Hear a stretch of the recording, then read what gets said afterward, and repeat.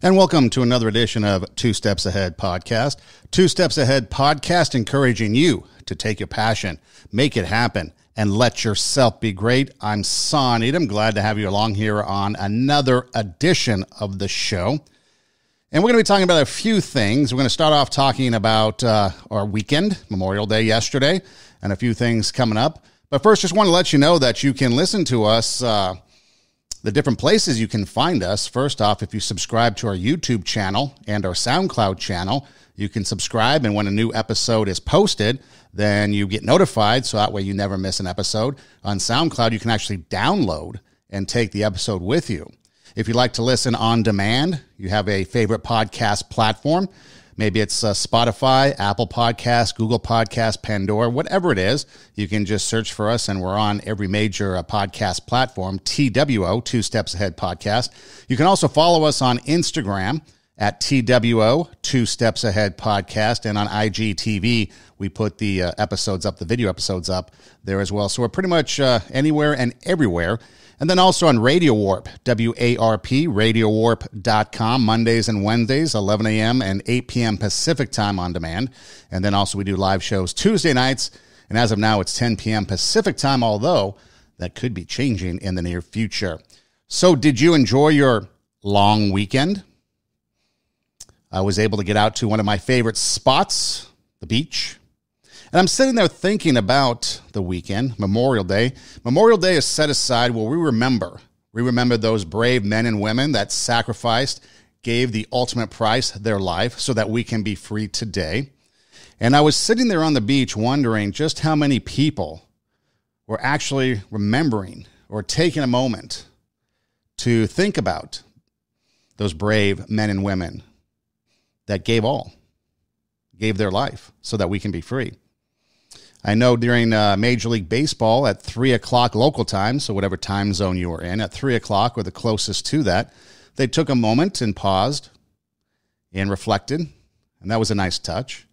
I know a lot of people had tributes, maybe at the 7th inning stretch, God bless America, had some flyovers.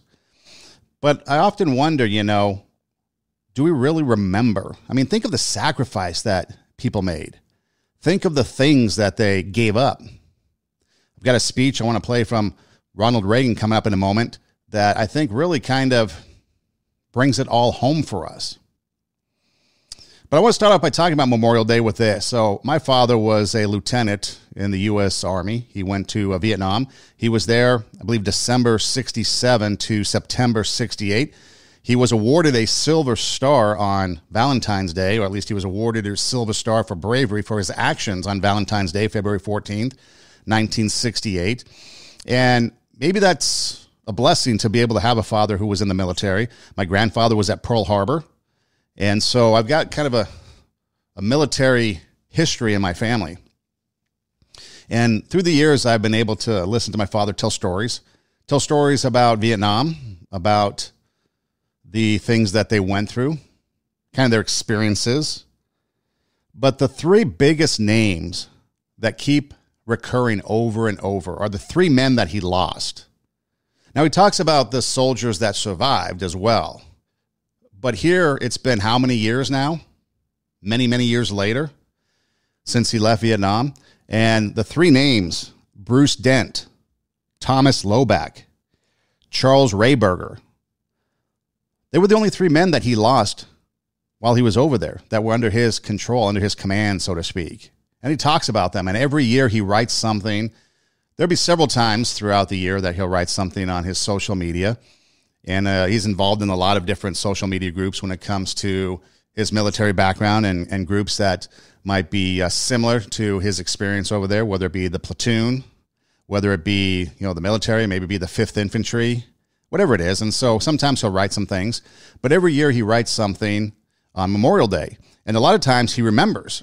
He remembers Bruce Dent, Thomas Loback, and Charles Rehberger, plus the other men that served in his unit. But this is what he had to say here on Memorial Day 2021. This Memorial Day, as we remember the soldiers who died, for those of us who were there, we actually see them today as they were in their youth, alive, so very much alive. Their life, a chorus of passion, determination, and a note of daring. Always a note of daring.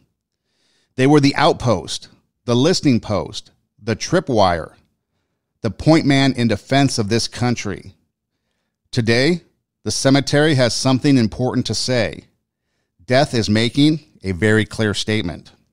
A nation that is not grateful for our soldiers, sailors, airmen, and Marines who have died in service to this nation does not deserve that service. Have a respectful and meaningful Memorial Day, Stuart Edom. Again, my father, Lieutenant, United States Military, United States Army. December 67 to September 68, he was in country in Vietnam.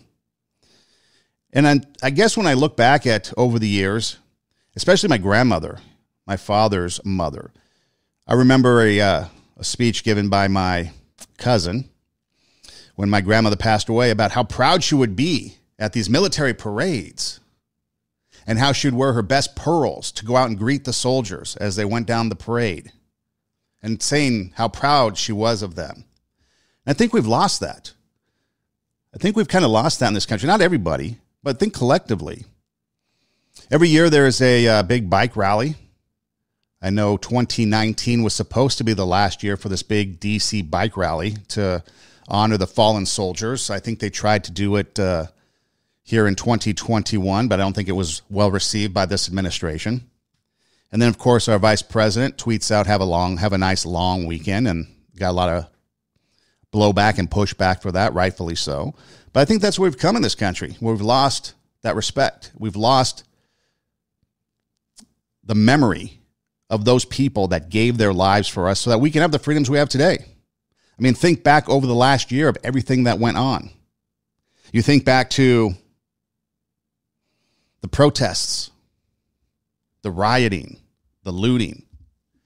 And I was sitting there on the beach, and I was thinking about the different people on the beach and wondering if they were thinking about Memorial Day, maybe someone in their family. I'm not judging, but I'm just thinking, being curious. I'm sitting on the beach, and I'm thinking of, Omaha Beach, Normandy, places where sailors stormed the sand. I'm sitting on a nice, beautiful day. The sun is shining, perfect weather, waves rolling in, enjoying my cooler, music, and then thinking of all the turmoil and the lives lost in those sandy surf, the sandy sand, the bloody surf, the bloody sand. Makes you wonder. And then I thought about those protests and those riotings that went on last year. Do you think they even thought for a moment on Memorial Day about the sacrifice that people made so that they can go out into the streets? If I was a betting man, I'd probably say no. Do you think they thought about the very people that sacrificed their lives so that they could go out and what they would think is burned down buildings were okay? I saw a clip the other day, and I don't want to play it, but I saw it, and it was like someone talking about the right of protesters and looters to take back from places like Gucci when you go riot, these expensive restaurants, Saks or stores, Saks Fifth Avenue, Gucci, whatever. And she was saying that was reparations. But does she not realize the sacrifice that men and women gave so that she could make that kind of statement? I think she's out of touch. And so I'm sitting there thinking about all this and the soldiers that come to mind.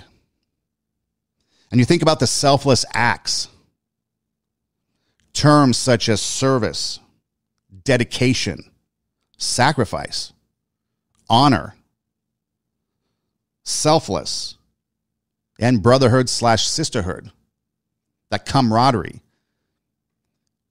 that many years later, I see people on social media that my dad interacts with, and some people I interact with as well, some of his fellow soldiers. But then again, the names Bruce Dent, Thomas Loback, Charles Rayburger, all these years later, not forgotten. And then it brings me to a speech that I heard from Ronald Reagan. I think Ronald Reagan in this speech here pretty much sums it up as well as to just exactly the sacrifice that was given and who these people were.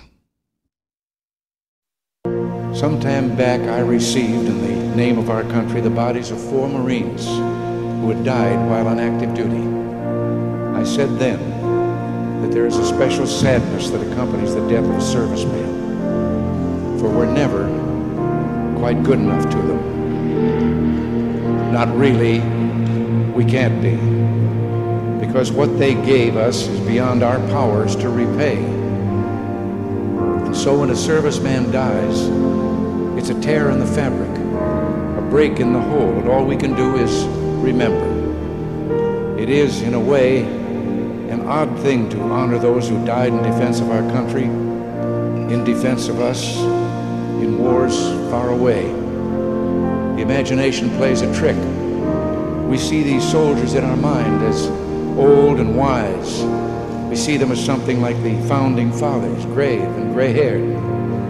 But most of them were boys when they died, and they gave up two lives, the one they were living and the one they would have lived. When they died, they gave up their chance to be husbands and fathers and grandfathers. They gave up their chance to be revered old men. They gave up everything for our country, for us. We owe them a debt we can never repay. All we can do is remember them and what they did and why they had to be brave for us.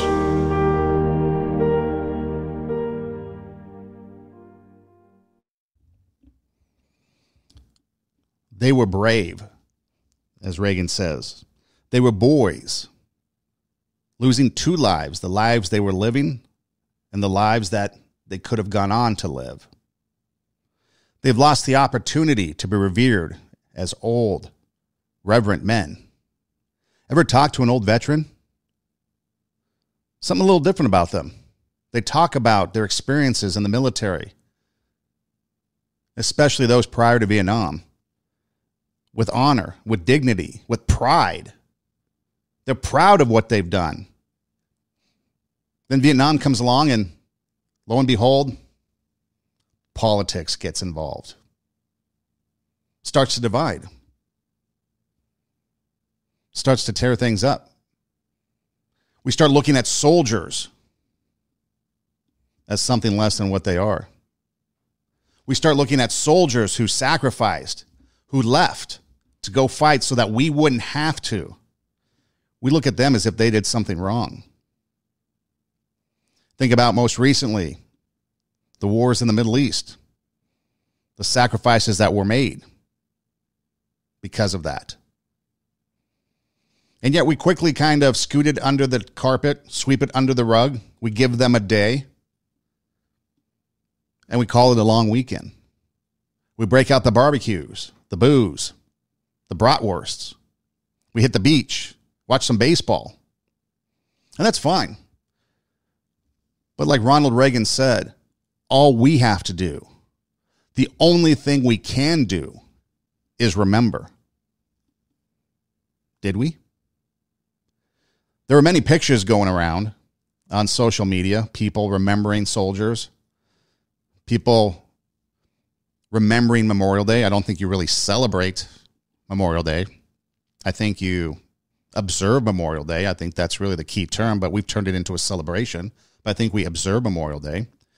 And one of the pictures that really hit home was this picture of this young gal. She had this big blanket. There was a picture blanket, so it looked like she had pictures on the blanket. She had it made. She had her little child in like a carrying car seat. She was in the cemetery, National Cemetery, with all the white crosses, and she was laying on it. Obviously lost her husband, her loved one. And she was just laying there, brokenhearted. And there's others. There's a picture of the Vietnam Memorial, the wall in Washington, D.C., and there was a picture of an old guy with his hand up against the wall, leaning against it. He's in a suit, three-piece suit. Actually, he's got his vest on and his jacket is off, and he's holding it, and he's got his arm resting his hand. And in the reflection are the men that he lost in Vietnam, and they're touching hands. Do we remember? Do we remember everything that was sacrificed so that we can do whatever it is that we're doing today? And then what are we doing with that freedom? What are we doing with those liberties? Are we wasting them away in the name of some cause? Obviously, we've got a great divide in this country. We've got a great divide because politics has divided us. The politicians are dividing us. The freedoms that we enjoy are now being taken away slowly because somebody up on Capitol Hill says we can't do that. How many of us lost liberties and freedoms during the pandemic? Religious liberties on top of that. And we're okay with that. But we're only okay with that when the majority, the vocal minority that becomes the majority tells us that it's okay. So it's time to protest, riot, and burn down buildings in the name of something. We're going to go do that. But where were all those people in the streets celebrating Memorial Day? Celebrating and remembering the people that died so that they could take to the streets. It doesn't go both ways. It's just one way. I find that difficult. I find that hard to believe. That here we have the sacrifices made. These people did not voluntarily go to die for you or me. They might have enlisted. They might have voluntarily joined the service, but their intent isn't to go die, but yet they do it. They do it, and you don't even know the names of them, and they don't even know the names of you. And again, I'm amazed that we're only given one day. There's only one day given to remember them. Sure, we have Veterans Day, but Veterans Day is there to remember the soldiers that lived. So 2 days, Memorial Day and Veterans Day. But yet we sit in June now, and June is Pride Month. We're celebrating the LGBT community for a whole month. Something seems a little off. We're celebrating somebody, a group of people that, if you want to call it a sexual preference, lifestyle, whatever you want to call it, a whole month? Really? Why is it a month? Why not just Pride Day? Why do we celebrate a month? I don't understand that. Sure, there's discrimination. Sure, a lot of people have suffered there too. And sure, attention should be drawn to the fact that crimes against anybody is wrong. But is this really a heroic thing? Is it something that we should be celebrating a whole month? We've got movies on TV. Sure, we had some war movies over the weekend. But we're going to have a whole month celebrating artists, celebrating actors. True Hollywood Story the other night, I was watching some of it. It was about all the transgendered actors and the LGBT actors that have now kind of made it in Hollywood and how they're getting there. But it's Pride Month. A whole month we get to celebrate LGBT community. But yet Memorial Day, we only have one day to remember the fallen soldiers, the people that sacrificed to give us the freedoms that we have so we can have a whole month to celebrate the LGBT community. So LGBT Pride Month. What is it? June is LGBTQ Pride Month, and cities all over the world are celebrating their true colors with fabulous marches and parades. It's a bold festivity, a way to, for a moment, be an unfiltered, unadulterated version of yourself and put the LGBTQ community on full display. My first experience with Pride was probably when I was 16 years old back in Buffalo, New York. I was on a float. I just came out as gay at that time. And it was such a celebration. It's just such a monumental time for me. I was just coming into my queerness, just coming into the culture. It was a huge, huge celebration for me. Many people forget that Pride's inception is directly associated with political unrest and violence against LGBTQ people. Pride is an act of resistance against those same forces that we're still dealing with today, and it's much more necessary than we think. As a black man, as a trans person of color in community, Pride definitely means something different for us. We experience racism within the LGBT community. There have been times where, there are Black and brown people who have been deliberately left out of conversations, left out of organizations and safe spaces that were exclusively for white folks. On June 28, 1969, the Stonewall Inn, a gay bar in downtown Manhattan, became the focal point of the queer revolution. During that era, police raiding gay bars and arresting patrons was a routine affair. But on that hot night in June, the queer community fought back, led by trans women like Marsha P. Johnson, Sylvia Rivera, and Miss Major. In 1970, the first Pride event called the Christopher Street Liberation Day March was organized to commemorate the anniversary of the Stonewall Rebellion. Let's be clear, this was not a parade as we know today. There was no music, no dancing, no glitter. It was a legitimate risk to walk out and march that night, and it was a sign of resistance. LGBT pride has evolved over the decades. It's something that started out as a riot. The old saying is that the first Pride parade was a riot. And then we've seen a succession of issues that we've all had to deal with. By the 80s, most major cities in the US held a Pride March, with the celebration soon spreading to various parts of the globe. But because it was the 80s, the LGBTQ community was marching for a much more somber cause.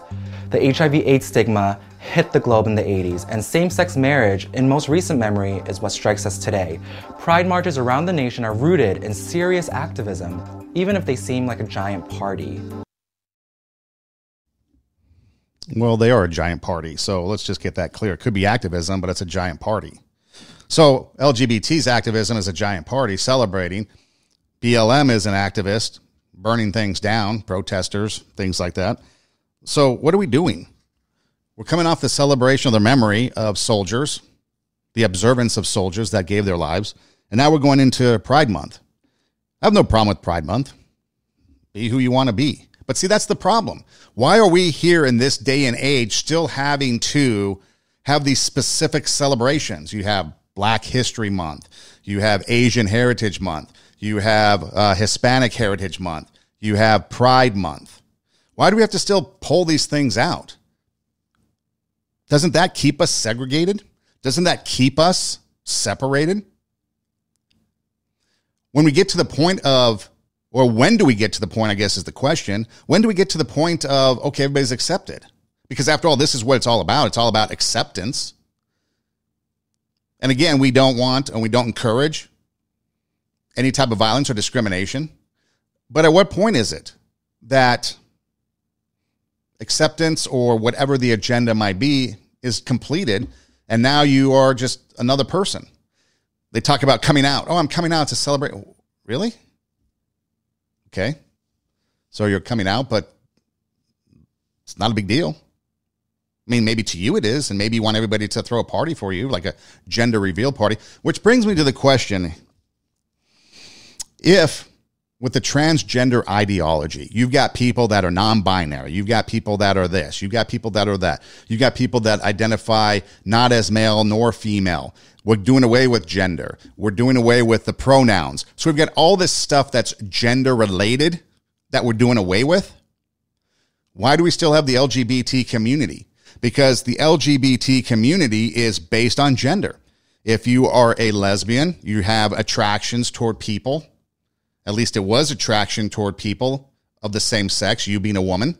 If you were gay, you had attraction toward men, if you were a man. If you're trans, you were a woman, now you're a man. If you're a man, now you're a woman. So the whole premise is based on gender. And then we add the Q for queer, which I guess includes everybody. That's left out of the LGBT. So why are we, there's the contradiction I don't understand. Why are we basing things on gender when we're doing away with gender? And all of this has to do with a sexual preference, an orientation, whatever word you want to use. It comes down to sex, an attraction. Love is love. Why do we make a big deal of it for certain people? Is it because they have a perceived discriminatory shortcoming in this country today? I don't think so. I don't really know of too many people that are discriminated against based on their sexual orientation, especially out in the big city in Los Angeles, San Francisco, other places, maybe in smaller towns. I don't know. I haven't seen it in the small towns I've been through. But what is the ultimate end game to this? Why do we have Pride Month? Is it just something to celebrate And then what's the contribution? You think of something as Memorial Day, or as the 4th of July, or even Labor Day, or Thanksgiving, Valentine's Day. There's a contribution being made. But what's the contribution with Pride Month? Now, you can go celebrate. You can go have your Pride Month. You can go do your parties, your parades. You can celebrate. But again, what's the accomplishment? What has been achieved? We just put it out there because it seems like to me it's something that's more of a selfishly orientated desire to be acknowledged. I'm heterosexual. I don't go around wanting heterosexual month. I don't go around celebrating my heterosexuality. I don't go out and have a coming out party saying, oh, I'm attracted to women. I just don't get it. And gay, lesbian, bi, transgendered, whatever, has probably been around a lot longer than goes back to the ancient days of the Greeks. And then think about this. What about all those soldiers that were gay? Maybe female soldiers that were lesbian, that gave up their lives. You know, we like to think of Memorial Day as World War I, World War II, maybe Vietnam, Korea, some of those wars, maybe going back, Revolutionary War. But what about more modern day history? You think of Iraq, think of the Middle East, Afghanistan. Think there was a lot of people that served overseas that gave their lives that were gay, that were bi, that were lesbian, maybe even transgendered, maybe queer. You think about that? So if you're in the LGBT community, are you going to celebrate the memory of those soldiers that gave their lives so that you can have Pride Month? Or is that just dismissed too? Is their sacrifice dismissed? What about those that celebrate Black history or maybe Black Lives Matter? What about all those Black soldiers that gave their lives so that you can have BLM protesting in the streets? Did you pause and reflect on that? On those soldiers? Or are they like the Black police officers and they don't really count? Because how many pictures and video on the news did we see of white people screaming at Black police officers in the name of Black Lives Matter? So what it's about. And that's what I don't understand. I don't understand why it is that we get this confused ideology of we're going to celebrate LGBT, which is based on gender, but yet we're going to do away with gender and have people that are non-binary and whatever thousands of other things are out there now. We're going to do away with pronouns. We're going to have a whole month for this. But yet the people that were involved in this very community, we're going to forget. And they're the ones that paid the ultimate sacrifice. Because there were. Maybe you know some. And watching this E! True Hollywood story, they're talking about Hollywood. Talking about how transgendered actors and LGBT actors and Q actors are starting to get more prominent roles in Hollywood. Okay, that's fine. I have no problem with that. There's acceptance. We don't want to do or have discriminatory behavior going on in Hollywood. But what about other areas of life? What about the rape culture that seems to be buried? What about the sexual harassment, the Me Too? Believe all women, but only if they accuse conservative people. If they accuse the sitting president, then no, we don't believe them. See, it gets confusing. And why is that? So we're going to spend the next month celebrating Pride Month. Go to your baseball games and you have Pride Month. You'll have your parades. I'm sure West Hollywood, West LA will be a buzz for the next month. But then it's like when you compare it to other things that are going on, it just kind of makes you wonder. So as you're out there celebrating these parades, that's the other thing too. Why is it that, Memorial Day parades had to get permits and things like that to make it a go, like this bike rally in DC, but yet other parades and stuff and protests and things, it doesn't matter. You don't need to go through the proper channels to be accepted. Just a question for thought. But as you're out there celebrating and having a good time and doing whatever it is that you're doing, are you vaccinated yet? We saw last year all the protests and all the masks came off and people out there, and then we had an explosion again that shut us all down. But what about vaccinations? Well, in California, getting motivated to get vaccinated by bribing you. Lotteries, prizes, money for people who are vaccinated. California recently came out, Governor Newsom came out with a $116.5 million incentive plan. So if you get vaccinated, you go into a lottery. 10 people are going to win $1.5 million. 30 people are going to win $50,000. So if you have not yet been vaccinated, hey, go get vaccinated. Might have a chance at winning the lottery. And if you've already been vaccinated before this was announced, don't worry, you're already in there too. Hopefully. But what is it about this vaccine that is requiring people to throw out these incentives? There's other states that are doing it too. Shouldn't that be of some concern or at least red flags or asking questions? Why do we need to have people get bribed with lots of money to take a vaccine? Because if you remember the science from early on, 99.4% of the people will survive without any issues. And as more and more things are coming out, news stories and data, starting to realize that the death toll that was being reported, I mean, Project Veritas came out with something. You can do the Google search yourself if it's still up there. And a CNN producer actually said they were fudging the numbers for ratings because they felt that the numbers weren't emotional enough. So we had to put more numbers out there. So we don't really know what the true numbers were. And we don't know what the true reason why people actually died. Everyone just put it to COVID. How many people do you know? I know of several who had an elderly person. What about all the nursing home deaths? As tragic as it was, COVID was a contributing factor, but was it the only factor? See, these are things that people don't want to get into because we don't want to know the answers to. What about people that actually had COVID? So we want everybody to be vaccinated, but what if you had it? Aren't you naturally immune?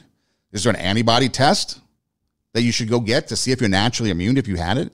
Because I hear there's some complications with people that if you had the COVID naturally and then you get the shot, there could be some complications.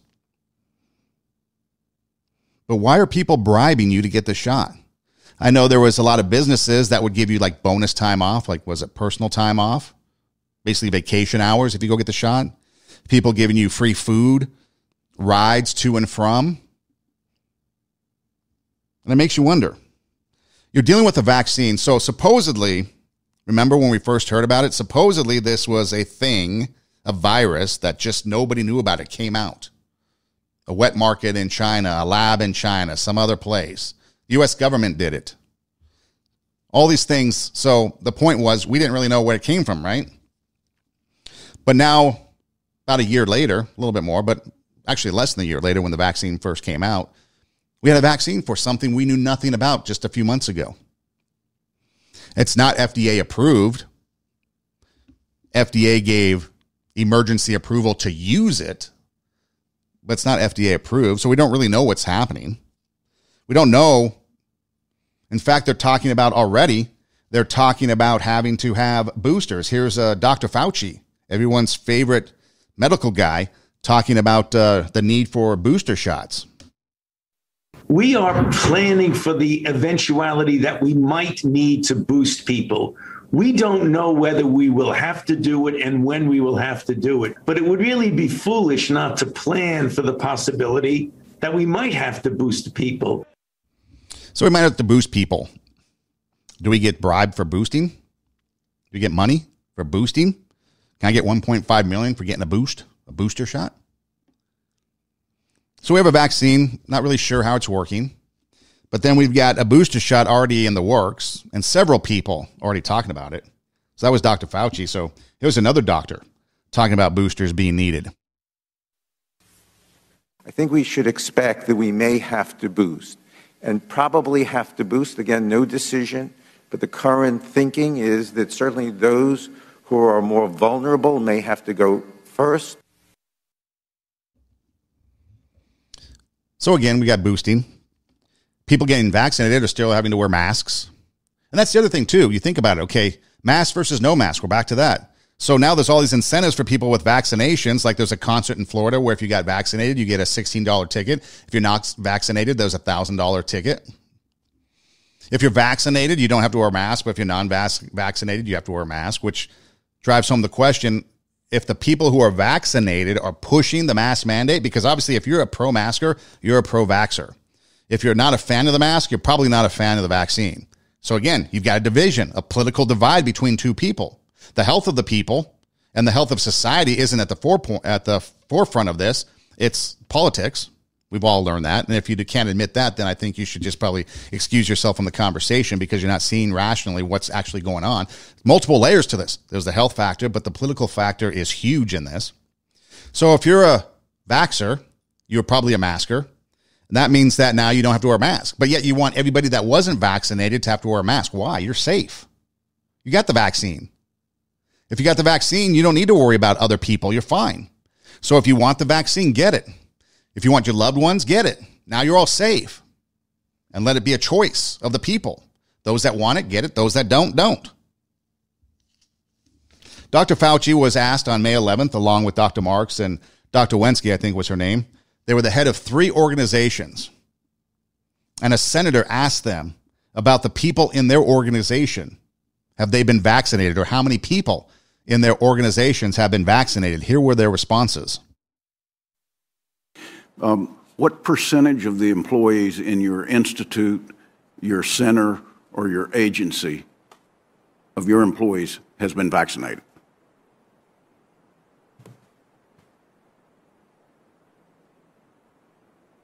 You know, I'm not 100% sure, Senator, but I think it's probably a little bit more than half, probably around 60%.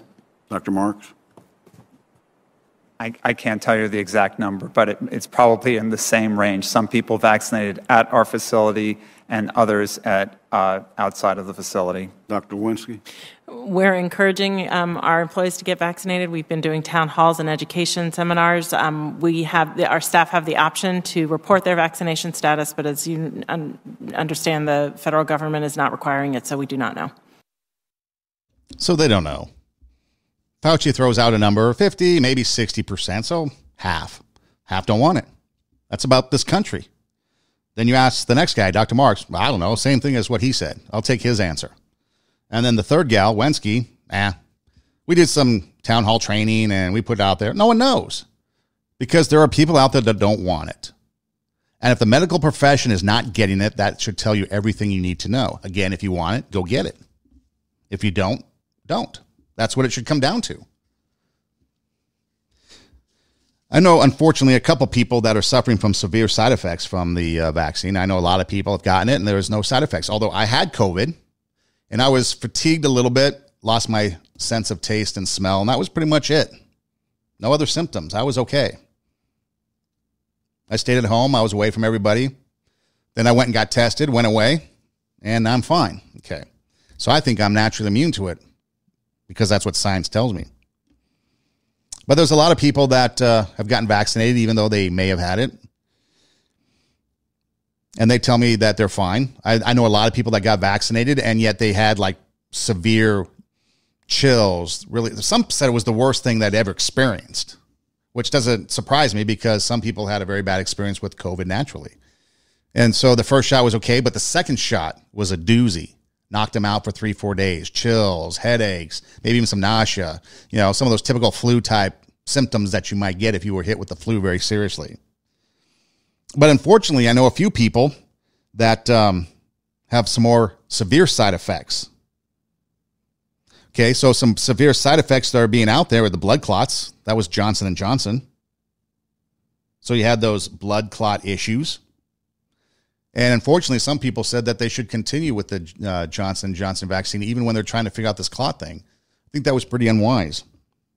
You've got people that have myocarditis, inflammation of the heart, basically a heart attack. I know 2 people right now. They got the vaccine They got the second shot, and the next thing you know, they're having a heart attack. And immunologists have said that it's a result of the vaccine. Okay, it's not criticizing, it's fact. You do your research. You come with your own opinions. I know people that have gotten anaphylaxis, so they've gone in to get the vaccine with their EpiPen in hand because they might have an anaphylactic reaction to it. Kind of scary. So far, reported by the CDC, nearly 5,000 deaths have occurred from the vaccine. Might not seem a lot compared to the 609,000 people that died of COVID, but 5,000 people dying from a vaccine, that seems pretty steep for a disease or a virus that 99.4% of the population is going to overcome if you got it. And what about the long-term effects of it? They're unknown. We don't know what the long-term effects of this are going to be because it hasn't been tested. Somebody a few shows ago talking about this, I had a clip. They said they might not know for another 6 months how this is all going to work out. They don't know. And so if you've had COVID naturally, are you getting the vaccine? And if so, is that causing problems? All kinds of studies still need to be done. And what about antibody tests? Why don't we have people that had COVID go get the antibody test and then we could decide whether or not, but they don't want to. Why? Because it comes down to money. Do the research. Dolly Parton, she had a big thing about one of the vaccines, right? Well, she invested or donated, as they say, $1 million to the cause. So she went and got her vaccine, did a PSA, sang a song. Bill Gates, get the vaccine, get the vaccine. Dr. Fauci, get the vaccine, get the vaccine. We need boosters. Do the research yourself, investigate. Don't just rely on the headline news, but they're all financially invested in this thing. And that's what it comes down to. It comes down to the fact that these people are going to make money off of this. Yeah, there could be some goodwill in there about not wanting to get people and have this COVID thing go on and on and on. So we get vaccinated, we get immunity. But what are we hearing? Variants that are more severe than the original. Booster shots. It's endless. Because people are making lots of money off this thing. Do this research yourself. Whether it's pharmacy companies, pharmaceutical companies, big pharma, I guess, as they say, was individuals. Find out for yourself. But people are making money on this. I mean, could you imagine back? Okay, so here we have a vaccine and a virus that 99.4% of the people are going to be recovering from. But we're bribing people with money and prizes and all kinds of things to get them to get vaccinated. Could you imagine back in the polio days when the vaccine came out? If you didn't know what polio was, a respiratory disease, and you'd end up in iron lungs, basically, because your lungs stopped working. Could you imagine people needing to have a bribe to get that? No, because they saw the real benefit of the polio vaccine. Get the vaccine or end up in iron lungs. That's what it came down to. Other vaccines, get it or else something bad will happen to you. Here it's like get it and get $1 million or a chance to win $1 million. The messaging should tell you everything you need to know. So here's Sue Ellen Browder. I want to play this clip for you. She wrote for Cosmopolitan back in the 60s. And she talks about the use of propaganda and how you get something going. And this was during the women's movement that they used propaganda to help further something. But here's what she has to say about this. Take a listen because it's quite insightful. I'm going to go back just a little bit. Well, no, let me talk to you first about how you sell things to people, because how did I get involved in all this? People ask how propaganda works. Propaganda is half-truth, selected truth, and truth out of context. How do you sell pianos? Okay, people say, "Oh, well, you teach, this piano sounds good." No.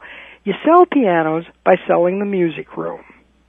You run pictures of beautiful music rooms in House Beautiful, in Architectural Digest. You sell Middle America on the idea that they need a music room, and then they will just naturally think of a piano. How do you sell fancy clothes, makeup, travel, contraceptions, and abortions to young women? You sell them on the Cosmo lifestyle. And if once they've accepted that Cosmo lifestyle, those other things will just naturally follow. So if you're going to sell a piano, you don't sell a piano. You sell a music room. You sell a lifestyle, a Cosmo lifestyle.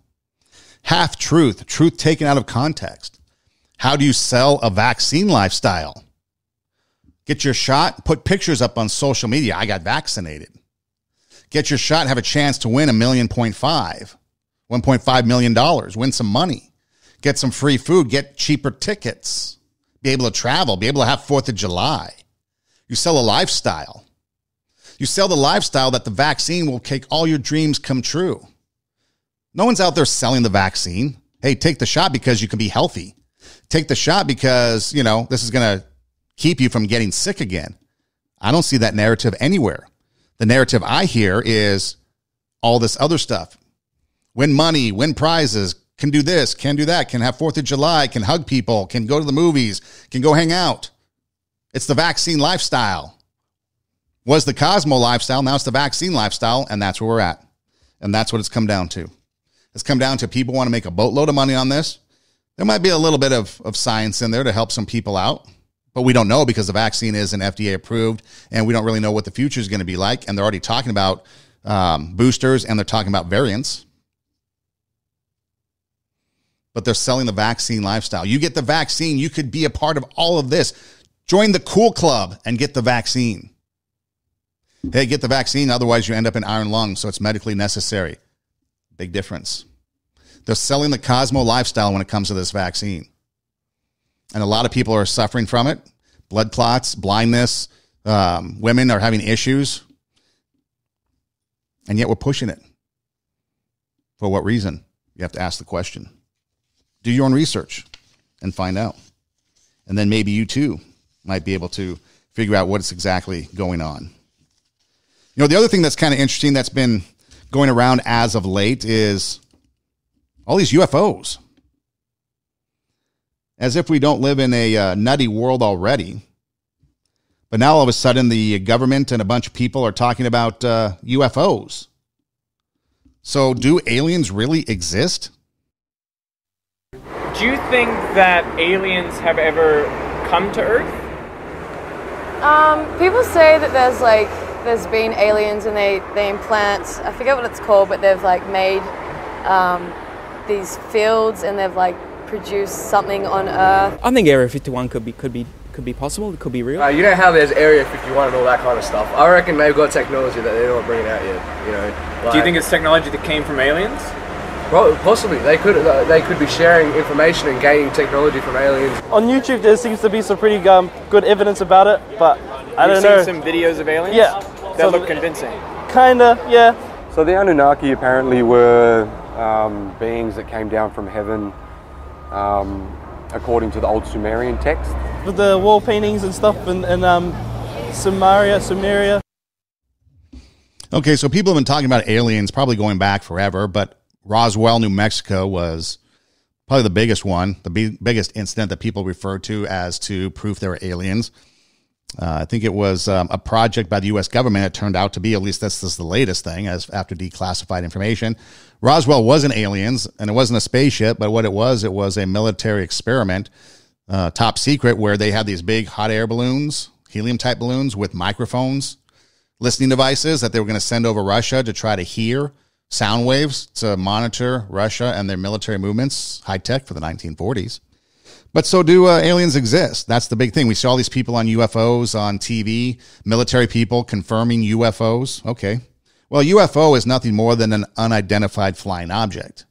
My neighbor could chuck something in the air and I could be, what's that? It's unidentified. It's flying. It's an object. It's a UFO. Doesn't necessarily mean there's life out there or ET is not coming back. But a lot of people are into it. Some people are calling it a distraction to things that are going on in this world. Because you need to distract and deflect from the real issues, the border crisis. We've got high gas prices. You got all these problems going on. Inflation's going to be on the rise, they say. And so just bring in UFOs. And, of course, all the UFO hunters are going nuts because now all of a sudden they've been legitimized. But here's another thing I want to put out there. If aliens did exist, okay, would they really come here? And if aliens did exist, what are the chances of us actually getting in touch with them? If intelligent aliens exist, are they looking for us? What might they find? Well, unless they're actually here already, any aliens trying to figure out what's happening on Earth will have to deal with two big problems. The first is the speed of light. That's what determines how big of an area signals from Earth currently cover.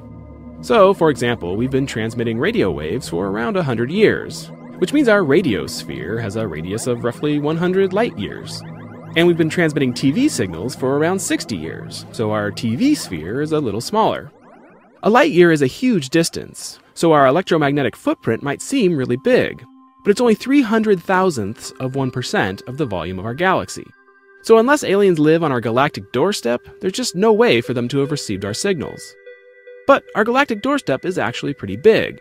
There are thousands of stars close enough to have theoretically picked up radio transmissions from us. And so far we've found around 14 that have small, probably rocky planets orbiting in the habitable zones of their stars. Which means life. Well, maybe. Actually, it only means they might be capable of supporting carbon and water-based life like ours.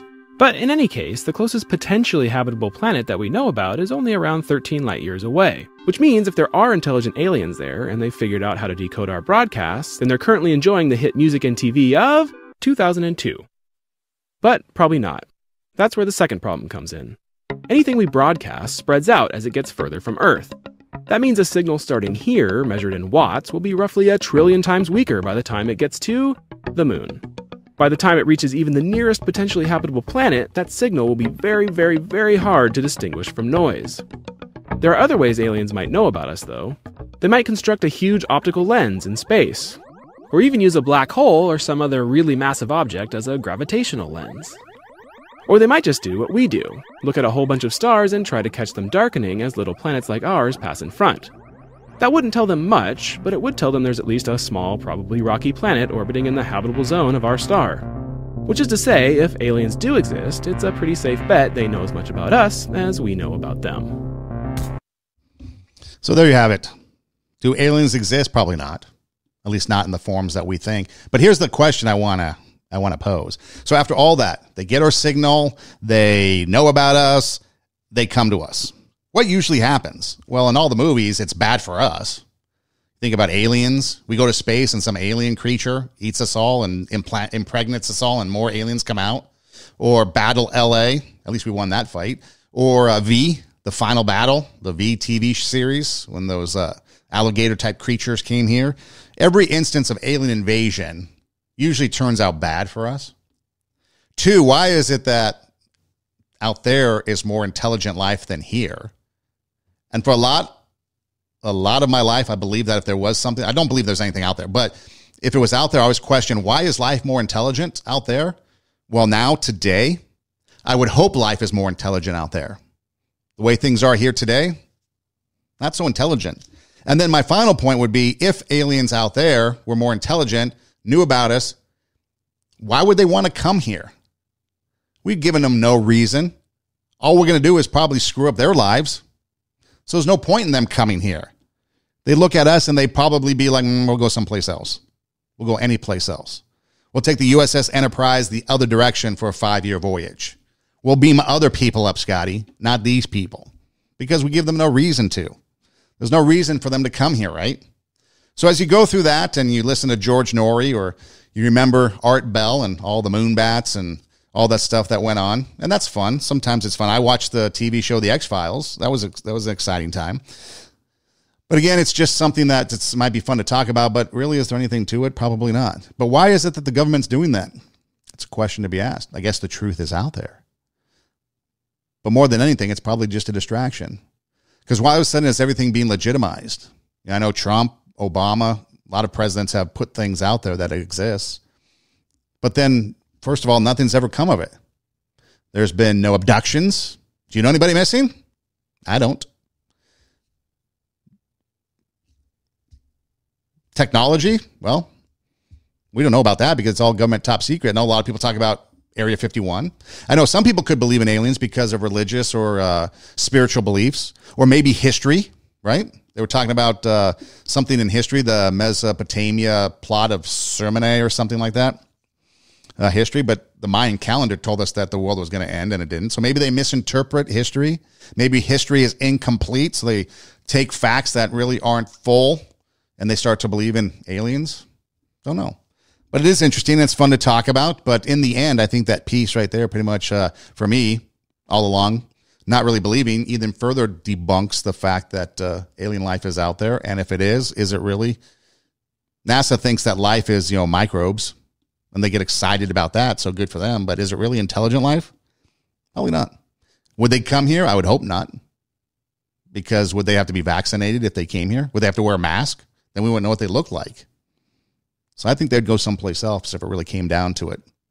But anyways, you can enjoy your UFO talk. You can enjoy your UFO hunts. Go out in the desert. I've seen strange things in the Utah sky at night, the Vegas sky or the Nevada sky at night. It's fun. But the question is, why now? There's always something. Always a reason for things. So there you have it. 2 Steps Ahead podcast. We'd like to thank you for being with us here on this episode. We truly appreciate it. You can send me comments. You can go ahead and email the show at TWO, 2 Steps Ahead podcast at gmail.com.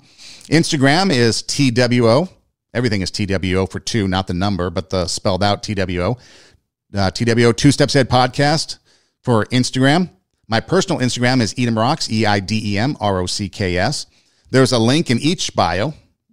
No matter what page you're on, you click the link, options come up. You can go to our YouTube page. You can go to our SoundCloud page. You can subscribe to YouTube and SoundCloud, never miss an episode.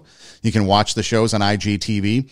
You can download on SoundCloud and take us with you. There's other options there for like Spotify, Pandora, Apple Podcasts. We're on every platform, so you can just Google us and we pop up. Alexa, Siri, Google. Play TWO, 2 Steps Ahead podcast, and we pop up. There's a merchandise, a swag shop, if you'd like to get 2 Steps Ahead podcast merchandise. Be greatly appreciated. Summer's coming. All kinds of cool things, beach wear, and you've got some drink wear and some dog wear. So got some cool things, some bags, tote bags and stuff you can take to the beach with you as well. And so it's a cool thing to check out. All different sizes, all different shapes, colors, everything is all right there. We're on RadioWarp.com, W-A-R-P, RadioWarp.com, 11 a.m. and 8 p.m. Pacific time. And then Tuesday nights, currently at 10 p.m. Pacific time, we've got a live version of 2 Steps Ahead podcast. And again, Radio Warp is in the link, but Radio Warp, W-A-R-P, RadioWarp.com. So that's going to do it for this show. Thanks for listening. Do tell a friend, and reminding you to take your passion, make it happen, and let yourself be great. And we'll see you next time here on 2 Steps Ahead podcast, encouraging you to take your passion and make it happen. And most of all, let yourself be great.